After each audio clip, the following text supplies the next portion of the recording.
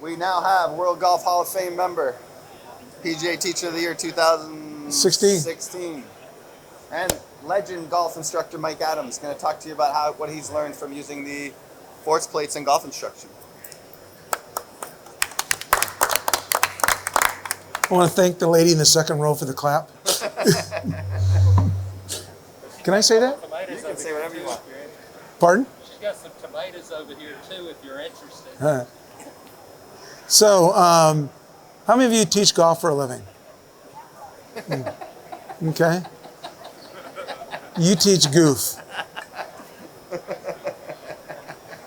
How many of you utilize force plates? I mean, if you're serious about making people better, you need to own some force plates. And Swing Catalyst is the Ferrari. We named them the Ferrari. You know why? Because they are the Ferrari. With the dual plates, you're able to figure out a lot of things that we hadn't known before. This is my good friend, Dr. Scott Lynn. Scott is one of the top biomechanists in the world. We so designated that just about 7 minutes ago. And with the new force plates, we have some new research protocols going on, and we're going to come out with some new information, which is going to make all of you hit the golf ball better. That's the desire of all of us, isn't it? How many of you want to hit it farther? Raise your hand. How many want to hit it farther and straighter? That's a good combination because you don't want to hit it farther and sacrifice straighter. Contrary to what they tell you, you need to find it after you hit it. Because if you don't find it after you hit it, golf is a very difficult game. So, understanding how to utilize the ground is the key to hitting it farther. Not everybody uses the ground the same way. Who understands ground reaction forces? Okay. Tell me about ground reaction forces, Jeff. Well, a few things that I know is that when a player is moving from address up the top, a lot of times they're figuring out they're loading into the ground in one leg or the other, or possibly both. Up the top of the swing, they start to change their body, start pushing into the ground a little bit more. Maybe they're moving a little bit sideways laterally, maybe they're moving a little bit more rotary, maybe they're moving a little bit vertical, in one form or another at different magnitudes.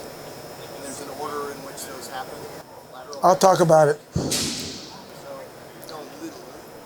Okay. I like to learn a lot more. Well, you described kind of the Reader's Digest version of ground reaction forces. How many of you worry about weight shift? Raise your hand if you think weight shift is important. Sure it is, but we're not looking at weight shift. We're looking at pressure shifts and ground reaction forces, how you're putting force in the ground. Now, there are three basic ground reaction forces that we utilize. One is horizontal, which is a kind of a lateral force. Another is torque, which is rotation and shear. And the final one is verticals. All three of those forces come into play when you're hitting golfer. Every golfer utilizes lateral, rotation, and vertical. Scott and I coined this a few years ago, glide, spin, launch. Everyone has glide, then spin, then launch. Scott came up with and called it the kinetic sequence, the only thing that 100% of the golfers do. Used to be not 100% until we fixed Matt Kuchar. But the reason we have this is because this is something that through Scott's research we found, and he named it. Why did you call it just the Lynn sequence? I don't need my name on anything. No, so he came up with the kinetic sequence. Unlike the kinematic sequence, which happens 33% of the time, the kinetic sequence happens every time. Now, the sequence that we found was, the first thing that happened was what, Scott? Horizontal. They moved horizontally. The second thing we found was torque. And the final thing we found was vertical. Everybody used that sequence. Kuchar did not used to use it 4 years ago at this. Was it 5 years ago? That was a while ago. I don't know. Yeah, 5 really. 5 years ago at this, his sequence was off, and we got his sequence right, and all of a sudden his club head speed went up 10 miles an hour, just like that. And everybody goes, wow, you make people swing it faster. No, we can't make people swing faster, but we can plug the power leaks, because everybody has power leaks when they swing the golf club. So understanding how to utilize the ground, we can plug the power leaks and make you more efficient. Okay, so horizontal happens first, rotation second, and verticals third. The second thing we need to understand, in that sequence, there is what we call peak force windows, okay? Between the top of the backswing and left arm basically at 45, peak horizontal happens, okay? And between left arm at 45 and left arm parallel to the ground, peak torque happens. And between left arm parallel to the ground and shaft parallel to the ground, it's not exactly on those spots, it's in that window, we see peak verticals happen. So as long as you happen in your right windows, you cannot believe how much farther you hit it. When we put people on the plates and they're hitting shots, if everything is happening out of sequence or happening early or late, it affects how they hit the golf ball. When they get them back in their windows in the right sequence, all of a sudden they maximize and hit it longer and straighter. Now, another thing we need to understand is, because we utilize, there's different posts, and each post utilizes one force more heavier than another, okay? A rear post like Scott is going to utilize more horizontal, and they'll use torque and vertical as their braking action. A front post golfer, somebody who pivots back and through around the front leg, is going to utilize more verticals, but it's not a sharp peak. It's more of a gradual peak, and it happens. So understanding what force you utilize and what your post is, it helps us to understand how to use it. Example, why don't you come on up here?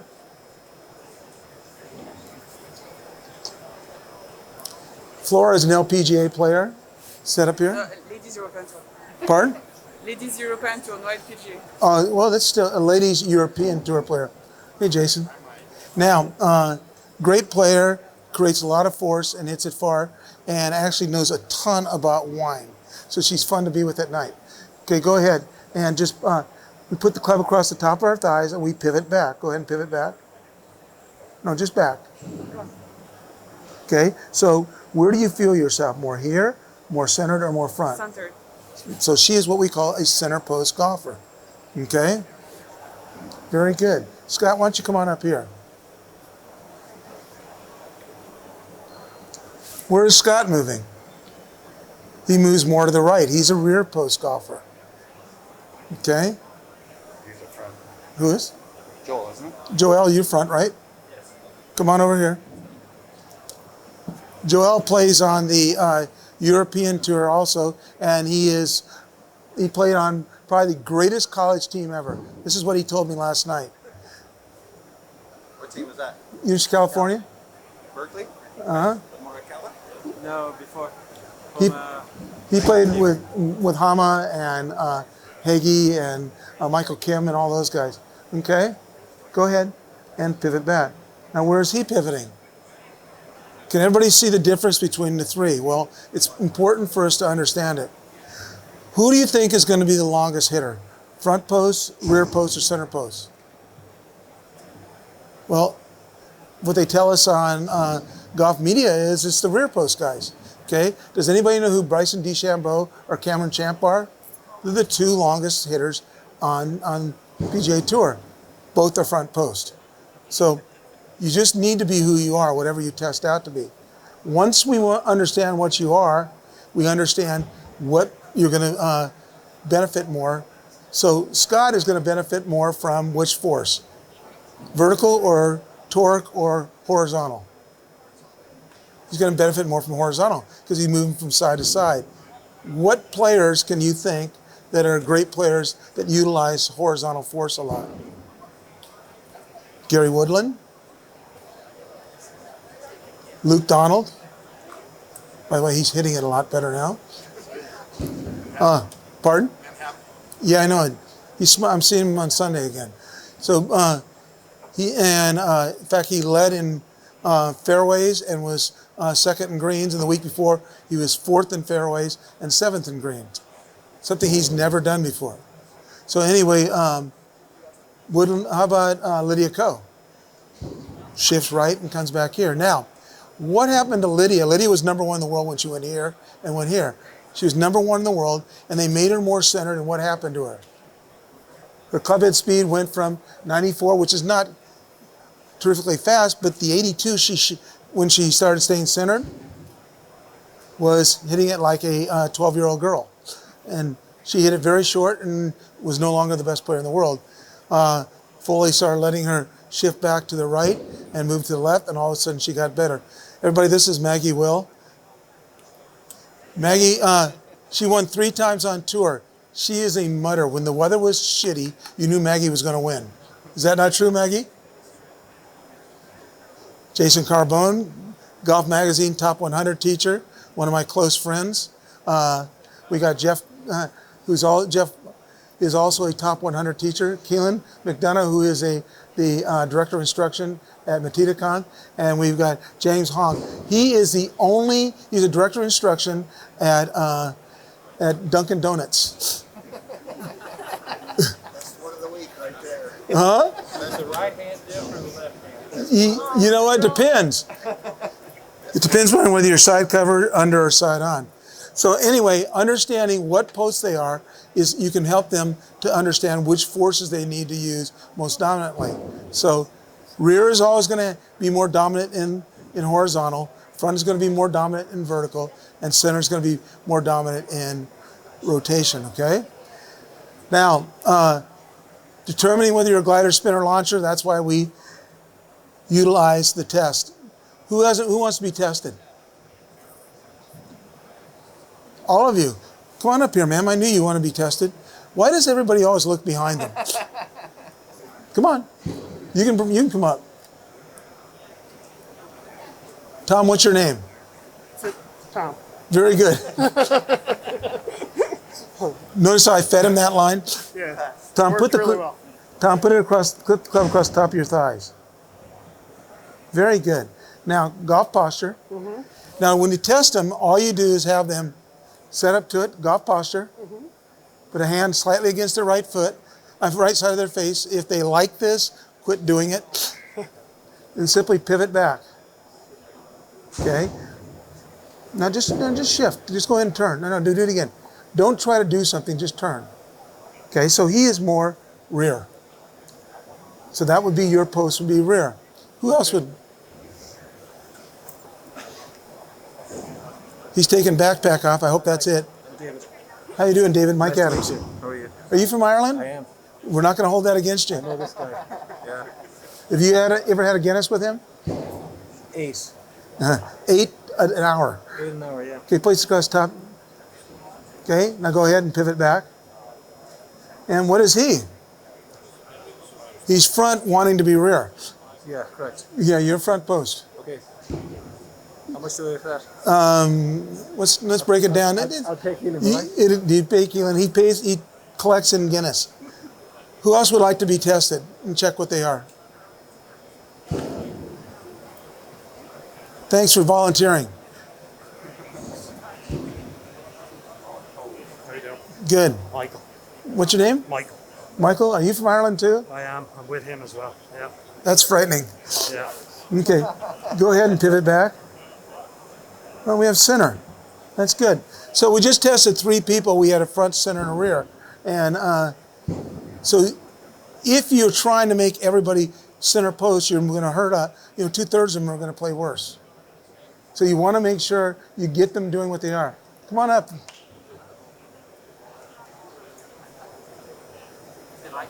How you doing, Blake? Very good. Good to see you. Good to see you too. Put this across the top of your thighs. I just saw Mike Dixon a couple of days ago. Did you? Nice. Bend over. Don't squeal like a pig. Okay. And just pivot back.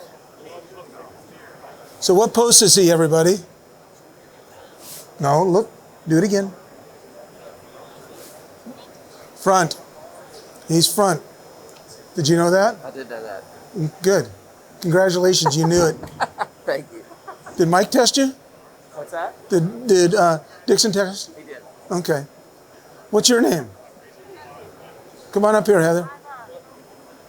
Pardon? Put this across the top of your thighs. Bend over. Go ahead and pivot back. Well, she's also front. Two fronts should not date. It throws things off. Mr. Hobbins, come on up here. What would you like me to do? Song and dance? No. Okay, put the club across the top of your thighs. Now just go ahead and pivot back. Center. Very good. Good job. Come on up.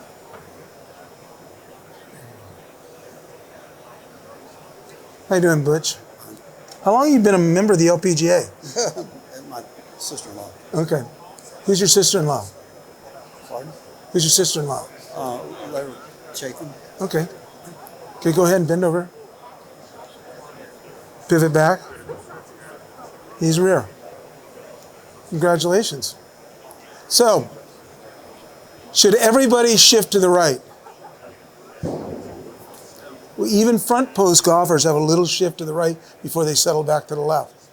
They're going to end up, when we're working on it, I mean, center post is going to be about 80% right. Front is going to be about 70% right, 60%. 70, yeah. And rear is going to be over 80. Good example, Scott Hamilton, they were doing a thing with, and you had, who'd you have on it? Which one? Oh, Tim had Brent Snedeker. Brent Snedeker, and Brent, he was struggling with his game. He was hitting it horrible. And he's a center post, and he was about 100% to the right. And once he got to the right, he never got back to the left. So Hamilton got him just to get shifting only 80% to the right, and all of a sudden, what happened to his ball striking? So simple fix, and you couldn't tell that by watching them what they are. That's why we need to have the force plates to tell us what's going on.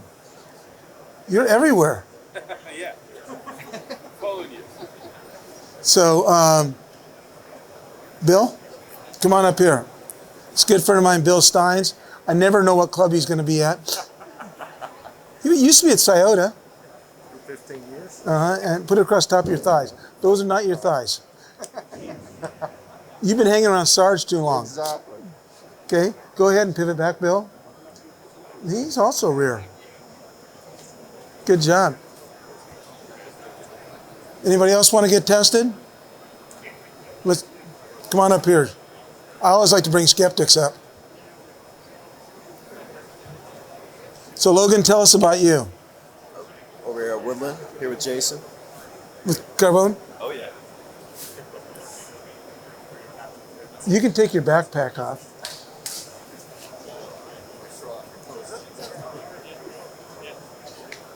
Go ahead and pivot back.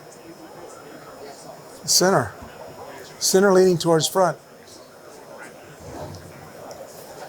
So as we've seen, there is a wide spread of all of that. How many? There's about equal amount of front, equal amount of center, equal amount of rear.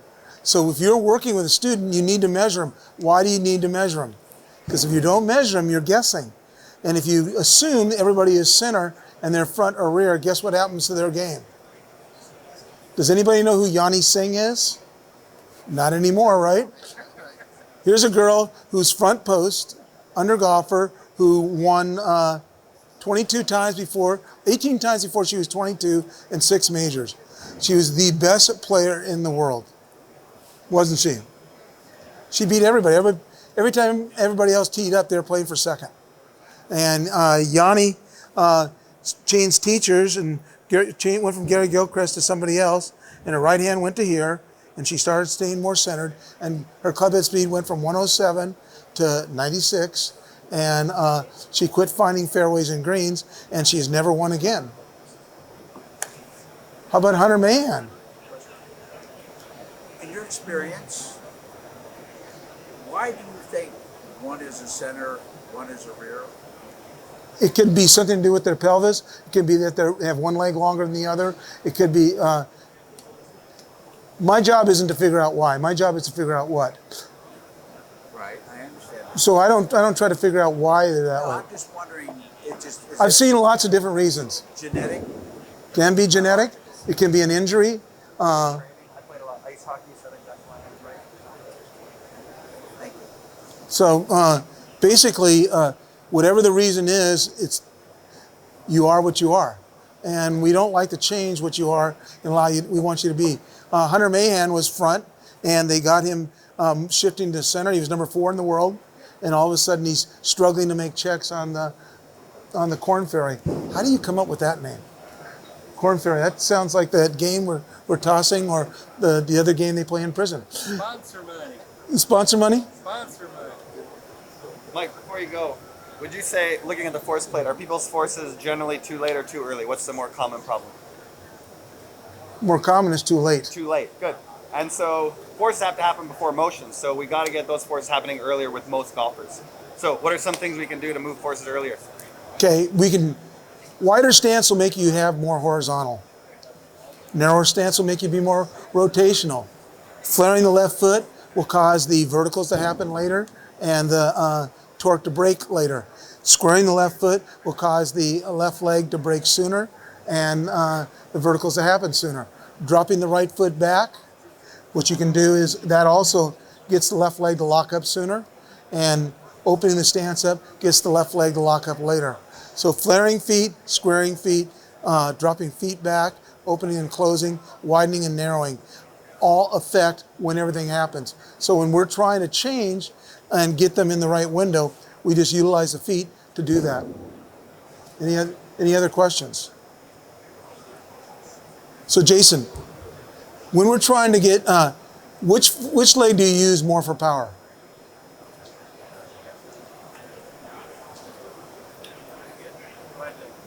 Huh? Well, you can't push off of this, can you? Yeah, the right leg is going to be doing more pushing. And right now, we're in the process, Scott and I are talking about doing a project where we're going to figure out which post is going to be utilizing which leg in which sequence. So stay tuned for the next episode. Oh, not done. Any other questions? Perfect. Now you can clap. Thanks a lot. Thank you, Mike. You're welcome.